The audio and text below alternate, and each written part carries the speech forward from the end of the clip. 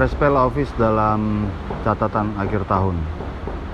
Ada beberapa catatan penting mulai dari pemilihan umum, pemilihan presiden, dan pemilihan kepala daerah yang dalam tahun 2024 menjadi perhatian khusus bagi seluruh masyarakat Indonesia, tidak hanya masyarakat yang berkecimpung dalam bidang politik, tetapi masyarakat Indonesia yang berbagai macam latar belakang aktivitasnya dari semua kalangan sangat mengikuti perkembangan pemilihan umum sebagai pesta demokrasi di Indonesia. Beberapa catatan diantaranya perubahan ketentuan dalam proses pemilihan umum presiden dan juga proses pemilihan kepala daerah yang juga menjadi sejarah bagi penegakan hukum dan proses pesta demokrasi di Indonesia. Karena perubahan peraturan dan perubahan ketentuan itu dapat berpengaruh terhadap pemilihan presiden dan pemilihan kepala daerah di tanah air. Salah satu diantaranya tentunya perubahan ketentuan terkait batas usia pencalonan presiden dan wakil presiden, juga kepala daerah, yang juga menjadi perhatian publik pada tahun 2024. Lalu kemudian kita juga masih menyaksikan beberapa kasus tindak pidana korupsi yang menyita perhatian publik juga. Salah satu yang menjadi sorot perhatian yang baru-baru saja diputus adalah Harvey Muiz, ya. Lalu kemudian ada kasus Tom Lembong.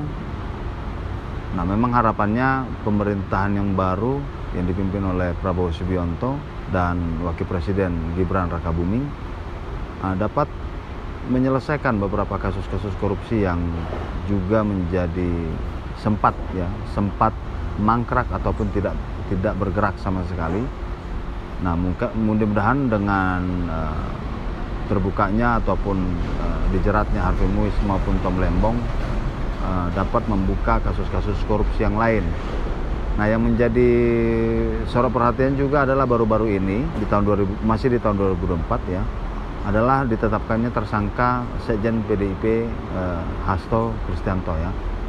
Nah, ini juga menjadi sorotan publik ya, yang dulu tidak pernah terdengar terlibat kasus korupsi, ternyata di bawah kepemimpinan Presiden Prabowo Subianto hari ini ditetapkan sebagai tersangka di tahun 2024.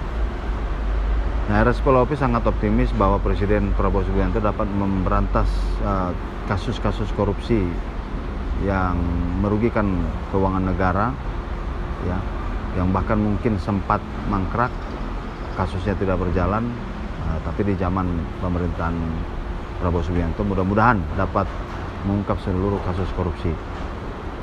Lalu kemudian RSP Law Office juga di tahun 2024 ini memenangani sejumlah ya perkara-perkara penting ya. Nah, yang menjadi sorotan ataupun analisa dan juga menjadi kesimpulan RSP Law Office bahwa di tahun 2024 ternyata pasca pandemi COVID-19 banyak sekali perkara-perkara yang bersifat perdata ataupun tagihan-tagihan hutang piutang yang dulu mungkin di zaman pandemi COVID itu banyak sekali kesusahan ataupun dampak dari pandemi COVID itu membuat perekonomian di tahun 2024 ini juga cukup sulit, dan sehingga kemudian banyak masyarakat kita ataupun pengusaha-pengusaha mulai dari usaha UMKM sampai pengusaha-pengusaha besar juga membutuhkan pinjaman modal, sehingga kemudian ya yang menjadi kendala adalah melakukan penagihan terhadap sejumlah tagihan. Nah, ini banyak sekali perkara seperti ini yang RSP Law Office tangani. Selanjutnya, RSP Law Office juga menangani beberapa, selain perkara penyelesaian hutang piutang, RSP Law Office juga di tahun 2024 ini menangani perkara yang cukup menyita perhatian publik tentang pencabulan anak di bawah usia, yang ternyata menurut penilaian daripada RSP Law Office terjadi ya kesalahan, ya, diduga juga salah menetapkan tersangka, ya, yang kemudian di bulan Desember ini RSP Lopis mengajukan pra peradilan sebagai langkah untuk menguji alat bukti yang digunakan oleh rekan-rekan penyidik Kepolisian Resor Jakarta Utara. Nah, mungkin itu saja beberapa rekap atau beberapa catatan akhir tahun yang menjadi perhatian daripada RSP Lopis.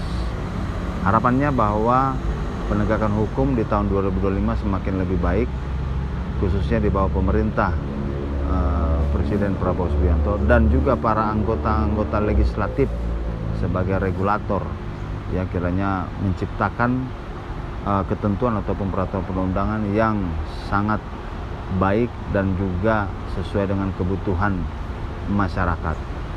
Dan terlebih penting adalah pelaksanaan daripada suatu ketentuan itu yang lebih diutamakan.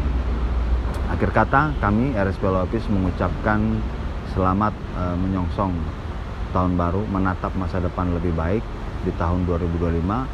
Kiranya Anda dan saya serta seluruh masyarakat Indonesia dalam keadaan sehat, dijauhkan dari segala macam bencana, panjang umur, dan di tahun 2025 menjadi tahun yang penuh berkat, barokah bagi siapapun juga masyarakat.